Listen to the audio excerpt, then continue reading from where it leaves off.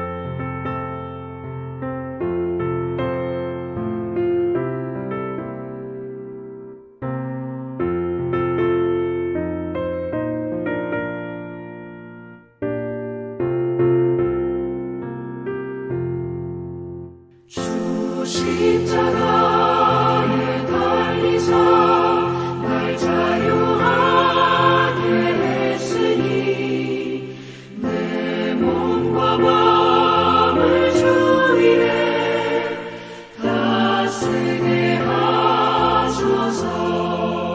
나 구주 위에 살리라. 내 기쁨 한량 없으리. 갈 길이 인도하소서.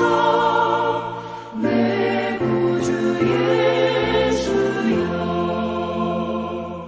아멘.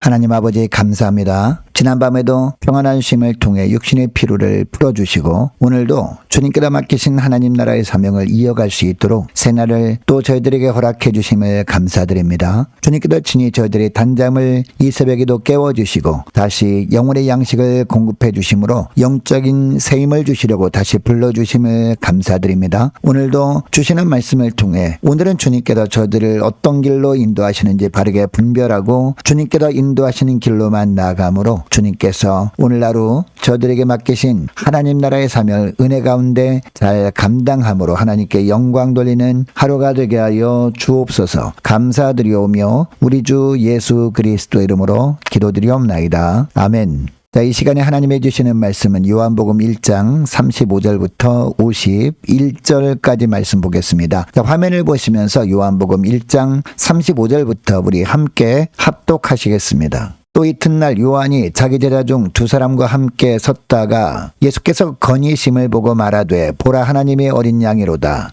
두 제자가 그의 말을 듣고 예수를 따르거늘 예수께서 돌이켜 그 따르는 것을 보시고 물어 이르시되 무엇을 구하느냐 이르되 랍비여 어디 계시오니까 하니 랍비는 번역하면 선생이라. 예수께서 이르시되 와서 보라. 그러므로 그들이 가서 계신 데를 보고 그날 함께 거하니 때가 10시쯤 되었더라. 요한의 말을 듣고 예수를 따르는 두 사람 중에 하나는 시몬 베드로의 형제 안드레라. 그가 먼저 자기의 형제 시몬을 찾아 말하되 우리가 메시아를 만났다 하고 메시아는 번역하면 그리스도라. 데리고 예수께로 오니 예수께서 보시고 이르시되 내가 요한의 아들 시몬이니 장차 게바라 하리라 하시니라. 게바는 번역하면 베드로라. 이튿날 예수께서 갈릴리로 나가려 하시다가 빌립을 만나 이르시되 나를 따르라 하시니 빌립은 안드레와 베드로와 한 동네 벳세다 사람이라. 빌립이 나다나엘을 찾아 이르되 모세가 율법에 기록하였고 여러 선지자가 기록한 그 일을 우리가 만났으니 요셉의 아들 나사렛 예수니라. 나다나엘이 이르되 나사렛에서 무슨 선한 것이 날 수 있느냐. 빌립이 이르되 와서 보라 하니 예수께서 나다나엘이 자기에게 오는 것을 보시고 그를 가리켜 이르시되 보라 이는 참으로 이스라엘 사람이라. 그 속에 간사한 것이 없도다. 나다나엘이 이르되 어떻게 나를 아시나이까. 예수께서 대답하여 이르시되 빌립이 너를 부르기 전에 내가 무화과나무 아래에 있을 때에 보았노라.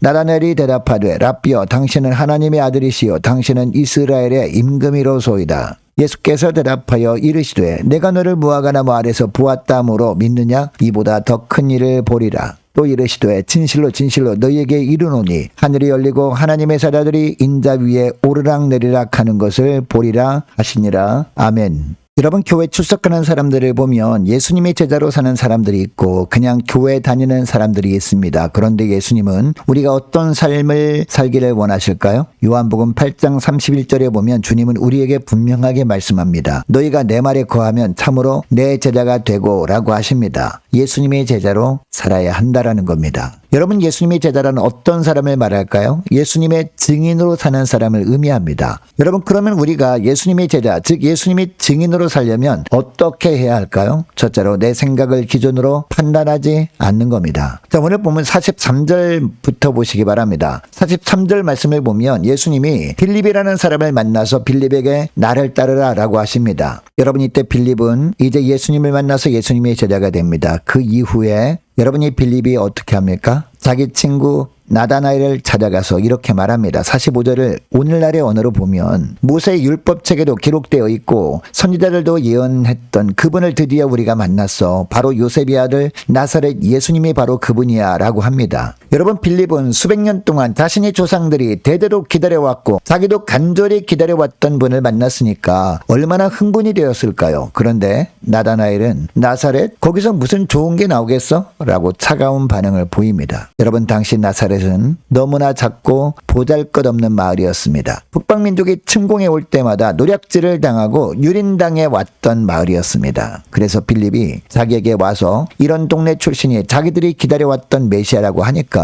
나다나엘은 받아들일 수 없어서 단칼에 거절을 했던 겁니다. 여러분, 오늘날 가족 중이나 지인들 중에 예수님에 대한 편견을 갖고 있는 사람들이 있습니다. 교회에 대한 편견, 그리고 예수 믿는 사람들에 대한 편견이 있는 사람들이 있습니다. 그런데 예수님에 대한 편견이 있던 나다나엘에 대해서 빌립은 포기하지 않았습니다. 46절을 보면 단 한마디로 어떻게 합니까? 와서 보라 라고 합니다. 직접 만나보라 라는 겁니다. 여러분, 우리 주변에도 전도해봐야 소용이 없을 것 같은 사람들이 있을 수 있습니다. 이런 편견 때문에 그 사람들에게는 전도할 엄두도 내지 못하고 있지 않았습니까? 그런데 오늘 본문에 나오는 빌립의 삶을 통해서 주님은 그 편견을 내려놓으라 라고 합니다. 여러분, 주님은 우리가 기분이 좋을 때만 따르는 분이 아닙니다. 우리가 그럴듯한 상황이 됐을 때만 따르는 분이 아닙니다. 어떤 상황에서도 자기 십자가를 지고 주님을 따르는 것, 이것이 예수님의 제자의 삶인 줄 믿습니다. 내 생각을 기준으로 사람들을 판단하지 않고 교회와 예수님에 대한 편견이 있는 이웃들에게도 빌립처럼 담대하게 와서 보라 라고 전할 수 있는 예수님의 제자로 사는 복된 하루가 되시기를 원합니다. 둘째로 주님이 임재만을 갈망하며 사는 겁니다. 자, 계속 본문을 보면 빌립의 권유로 나다나엘이 예수님께 나오자 예수님께서 뭐라고 하십니까? 47절을 보니까 보라, 이 사람은 참된 이스라엘 사람이로구나. 그 속에 거짓이 없도다 라고 합니다. 여러분, 예수님이 하시는 말씀을 들을 때 나다나엘은 깜짝 놀라서 어떻게 저를 아십니까? 라고 합니다. 그런데 예수님은 더 놀라운 말씀을 하시죠. 8절을 보시기 바랍니다. 빌립이 너를 부르기 전에 내가 무화과나무 아래에 있을 때 내가 이미 보았다 라고 하십니다. 여러분, 당시 율법에 충실한 유대인들은 무화과나무 아래서 율법을 읽고 묵상하고 기도했습니다.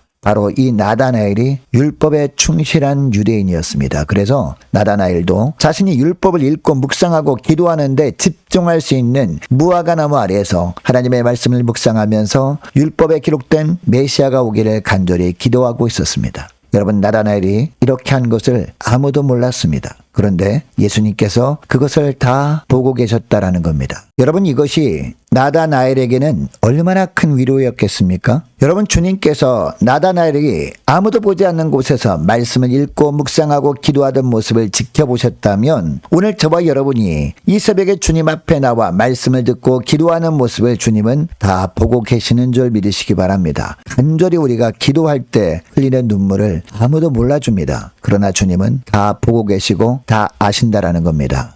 여러분, 세상은 겉으로 보이는 모습만 봅니다. 얼마나 가졌는지, 어디 출신인지, 무슨 직함인지만 봅니다. 그러나 예수님은 우리 속 마음까지 다 보시는 분이십니다. 지금 내 심령이 무엇으로 채워져 있는지, 나는 무엇을 위해 살고 있는지를 보시는 분이 예수님이라는 겁니다. 여러분, 진정한 예수님의 제자인지 아닌지는요, 날마다 삶 속에서 주님의 임재를 사모하며 주님과 동행하기를 간절히 바라고 있는가 아닌가, 이것으로 알 수 있는 겁니다. 자, 오늘 하루도 주님의 임재만을 간절히 사모하며 사는 복된 하루가 되시기를 축복합니다. 셋째로, 고백한 대로 사는 겁니다. 여러분, 49절을 보면 예수님을 만난 이후에 나다나엘은 완전히 달라졌습니다. 나사렛 출신이라는 이유 때문에 예수님의 메시아 되심을 의심했었지만 자신이 모든 것을 다 보고 계셨다는 것을 알고 예수님께 놀라운 고백을 합니다. 랍비여, 당신은 하나님의 아들이시여 이스라엘 왕이십니다 라고 합니다. 여러분, 이 고백은요, 단순히 정말 대단하십니다 라는 감탄이 아니었습니다. 여러분, 이 고백은 두 가지 의미를 담고 있는 고백이었는데, 첫째로 당신은 나의 왕이십니다 라는 의미입니다. 그리고 둘째로 이제부터 나는 왕이신 당신의 제자로 살겠습니다 라는 공개적인 결단이었습니다.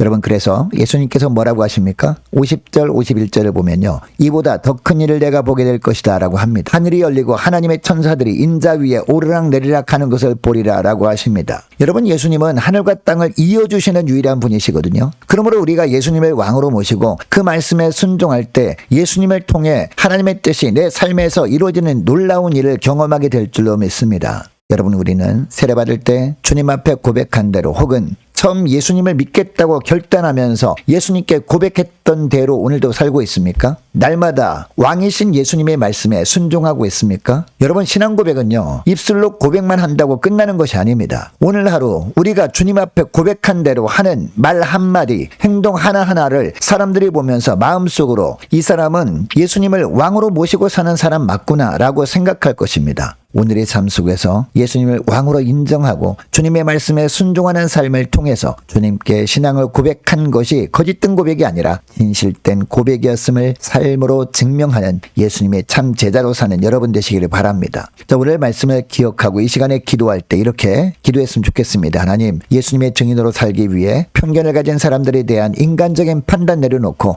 와서 보라 라고 담대히 예수님을 증거하는 증인으로 살게 하시고, 날마다 주님의 임재만을 사모하며 기도하고 묵상하는 제자로 살게 하시고, 또한 주님 앞에 고백한 대로 순종하며 사는 신실한 예수님의 제자들이 다 되게 하여 주옵소서. 간절히 기도하는 이 새벽 될 수 있기를 축복합니다. 계속해서 기도하기를 원하는 것은 각 구역 식구들과 자녀들을 위해서, 또한 저와 여러분을 위해서도 함께 기도하기를 원합니다. 올해 남녀 전도회 청년부 임력원들을 위해서, 교회 재정을 위해서 함께 기도하기를 원하고, 유초동부 중고등부 청년부를 위해서, 남녀 전도회와 각 구역을 위해서, 또한 많은 환우들을 위해서 기도해 주시기 바랍니다. 또 취업을 앞둔 우리 지체들을 위해서 선교사님들, 가정들과 나라와 민족을 지켜 주옵소서. 함께 기도하기를 원하고, 우리 교회 앞날을 위해서, 또한 저와 여러분이 가지고 나온 기도 제목들 놓고 우리 함께 이 시간에 기도하길 원합니다. 기도하겠습니다.